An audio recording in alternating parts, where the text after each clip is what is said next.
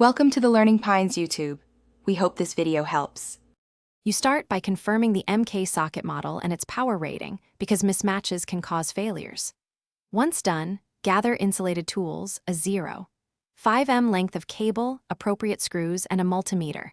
Make sure the breaker is off and verify 0 volts at the socket before touching anything, then remove the faceplate. You'll now expose the terminals, label live, neutral, and earth so you don't mix them up during reconnection. You'll wire the conductors next, stripping 6 to 8 millimeters of insulation to get a clean contact. Once done, insert the live into L, neutral into N, and earth into E. Make sure strands are twisted and none are splayed.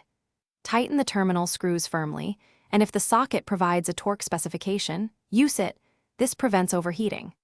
After that, gently tug each conductor to confirm it's locked in place, and reseat the wiring neatly to avoid pinch points. You finish by replacing the faceplate and restoring power, then measure the socket voltage to confirm correct readings. Once done, test with a small device and an indicator. Make sure the outlet doesn't feel hot and there's no burning smell. If something goes wrong, check for loose terminals, stray wire strands causing a short, or a tripped breaker. Those are the usual culprits. If problems persist, stop and consult a qualified electrician to avoid risk. Thanks for watching. Consider subscribing if we helped you.